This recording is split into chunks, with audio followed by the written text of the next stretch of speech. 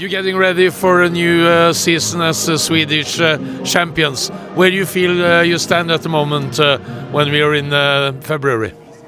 I think we are where we should be in February with a lot of new players. We haven't worked together that long. It's now 5 weeks with the new players. I think these two, especially the two matches against Tromsø and Rosenborg, is a very good training for us because we get to experience the Norwegian top level, which is very cool. It's a bit sad that the pitch was not in better condition today, but I think this was a really nice match. Two teams who wanted to play, quite even match.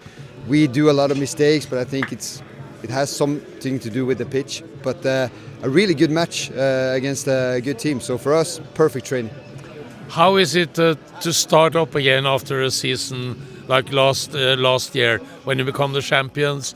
How long does it take to celebrate and to get started again after what you achieved? Good question. We celebrated for 5 weeks in the season because we won it so early, and it continued a month after. So we have worked a lot on our culture, resetting our minds, setting new targets, new goals. Now we go into Europe, it will be a big thing. The guys who never dreamt of winning a championship, we have to recalibrate them, and they have the hunger. It's sure they have the hunger, so I think our trainings this past month has been really, really good.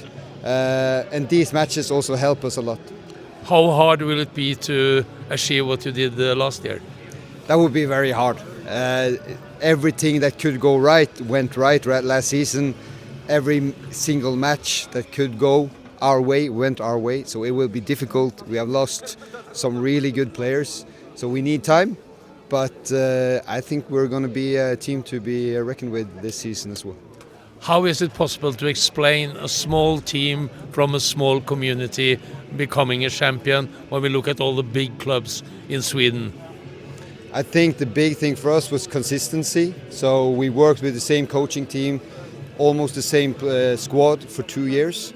First year was good, we finished 5th. We continued working on the same game model, and then things can happen. We have good players and we have a very clear game model and philosophy, and look to Bodø/Glimt. They have done the same for 8 years. We have done the same for 2 years. I believe in consistency. But you didn't have any experience. I mean, you were a youth coach in Odd in Norway. Yes, and I got the chance from Mjällby to become an assistant and come with my ideas about the attacking game, the way I want to play football.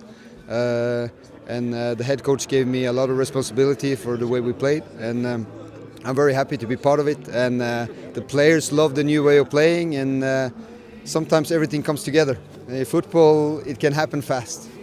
I just have to look at, I mean, you are a doctor of philosophy in visual perceptions and a master in coaching and psychology. How do you use that in your daily work? I think I believe in knowledge is a big thing. I want to have the biggest knowledge in all topics. I want to be the guy who knows about periodization, who knows about methodology, who knows about the game very well. But my expertise is visual perception and scanning in football, of course, and there I have an extra edge because I'm maybe the one who has researched that the most in the world. So it helps me a lot with players. They know that I know that if I can teach them to scan well, they will be better football players. And it's a good way for me to start coaching players that I have that expertise. There was no problem when you came to the players with your knowledge to understand that? No, they love it. So you can see we have some 30-year-old midfielders who never scanned almost in their life, and they started doing it, and now they're playing a different kind of football and they feel they have all the time in the world.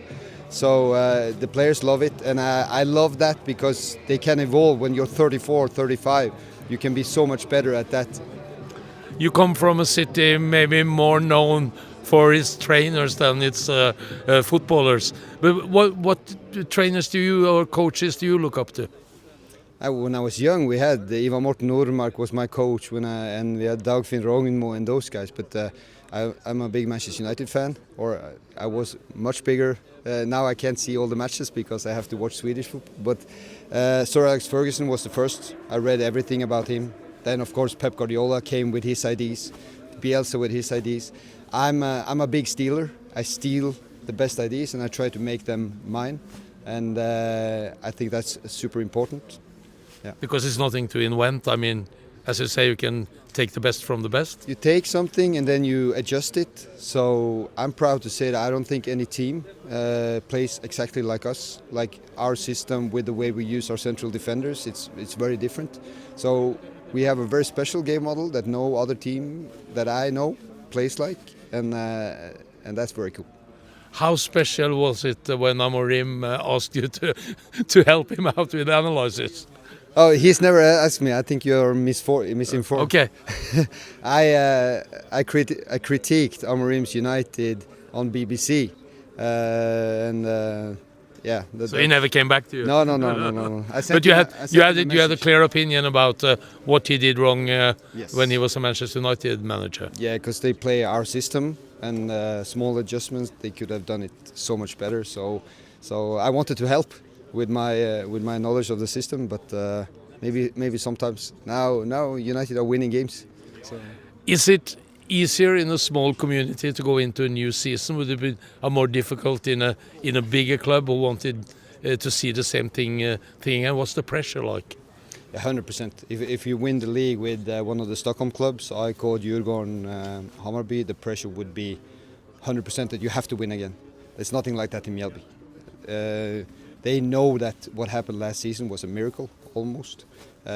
We want to be a top team, but I think we have the 9th or highest wage budget in Sweden. So it's difficult, but we will work, we will try. We will try to have the best training methodology and the best game model, and we will try. But the expectations are not there in Mjällby, so it's a good place to work. Yeah. When you had to quit as a footballer, did you see yourself as a manager, as a trainer that will be in the Champions League maybe, and who will go to either Skalan, the famous Swedish sports award as Team of the Year? I've dreamt of being the best coach in the world since I was 19. I hang it up on my bedroom when I was 19 years old. So it was a dream. 3 years ago, this seemed impossible. 6 years ago, when I was just a PhD candidate and very little coach experience, it really seemed impossible. So now it's more of a goal than a dream. But it was always a dream. But you still think that dream can come true? It was a dream and now it's a goal. Brilliant. Thank you.